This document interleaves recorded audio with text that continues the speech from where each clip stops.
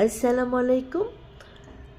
আজকে সন্ধ্যার সময় আপনারা তো একটা রিল ছেড়েছিলাম, তখন দেখেছেন আমি বাইরে বাইরে আছি। তো কাজটা সেরে বাসায় আসার সময় পূর্ণিমার পাশেই আর কি, ওই 2 নম্বরে লাভ রোডের ওইদিকেই একটু ভাজা পোড়া পাওয়া যায়, তার সাথে জিলাপিও পাওয়া যায়। জিলাপি অনেকে মুড়ির সাথে, এখানে আবার মুড়িও মাখায় এসব দিয়ে। কেউ যদি বলে আমাকে জিলাপি দিয়ে মাখিয়ে দেন, সেটাও সে করে দেয়। তো আমি এগুলো ভাজা পোড়া কিছু নেই নাই, শুধু জিলাপি নিয়েছি।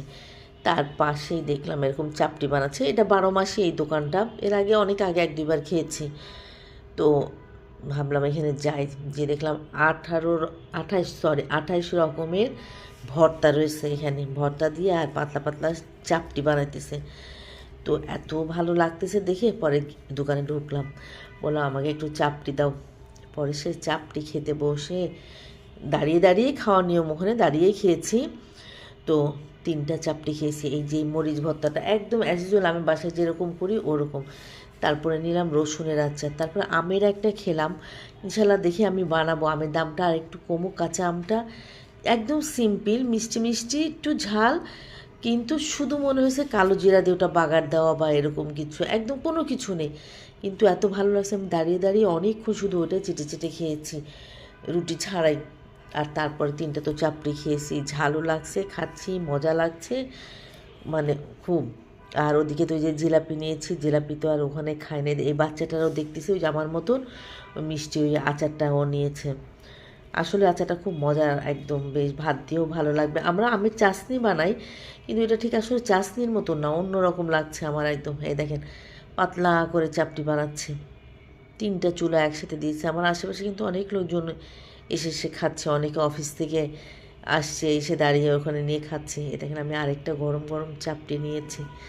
ওইখানে দাঁড়িয়ে খাওয়ার মজাই আলাদা, তবে আরও অনেকজনকে নিয়ে গেলে ভালো লাগবে আরও বেশি। পরে বাসায় এসেছি, বাসায় এসে জিলাপি খাচ্ছি, শুষাইতে শুষাইতে বাসায় আসছি। পানি ওখানে খেতে পারি নাই, পানি ছিল কিন্তু পানি ঠান্ডা পানি ছিল না। পরে আজকে আমি আর ধ্রুব গিয়েছিলাম একটু শপিংয়ে দুপুরের পর। আমার কানের দুলটা খুঁজছি, ওটা তেমন ভালো পাচ্ছি না। এখানে আছে ভালো ভালো, কিন্তু আসলে আমি যেরকম চাচ্ছি ওটা পাচ্ছি না। এটা পছন্দ হয়েছে, পরে মনে হয় আল্লাহ, ধ্রুব তো আমাকে এরকম গিফট করেছে। ওই চুড়িটা এত সুন্দর হয়েছে, ধ্রুব আমাকে যেটা গিফট করেছে এই কালারটাও যেমন, চুড়িটাও খুব ভালো। আর এই কানের দুলটা জানেন, মোবাইলে মনে হচ্ছে ছোট, কিন্তু অনেক বড়। এই কানের দুলটা এত বড় বড় একদম, আর এত আওয়াজ।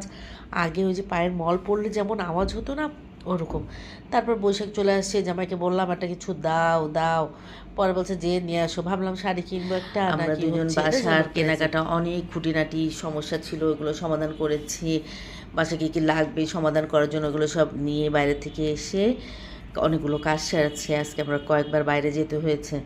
পরে ও আমাকে বললো যে মা এখানে হচ্ছে বাকেট হচ্ছে নতুন ওপেন করেছে, চলো আমরা যাই। তো আমি বললাম যে ঠিক আছে চলো যাই দেখি। তো পরে দেখলাম যে সারাদিন এত পরিশ্রম করেছি, ফ্রাই বাকেটে তো আমাদের কখনো যাওয়া হয়নি, যেহেতু এটা নতুন ওপেন হয়েছে এখানে। পরে যা অর্ডার দিয়ে আমরা বসে রয়েছি 2জন। আমি তো বসে আছি কতক্ষণে আসবে খাবার, বলছি না এগুলো মজার খাবার, কতক্ষণে আসে সহ্য করা যায় না, মনে জন্য কতক্ষণে আসবে আর খাবো।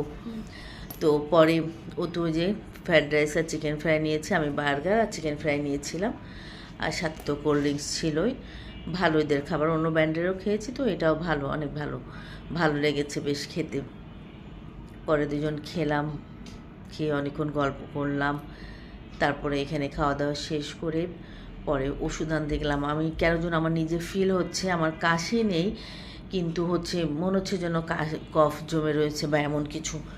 পরে ডাক্তার কাছে একটু যেয়ে ওষুধ নিয়ে পরে আমরা বাসায় আসছি। এখন ও খেতে খেতে আমাকে আবার বলতেছে যে তুমি আবার খাও। ওর ফ্রায়েড রাইসটা একটু খেয়ে দেখলাম, একটু অন্যরকম আমার মনে হয়েছে, যে জিরা রাইসের মতন অনেকটা, কিন্তু ভালো লাগছে।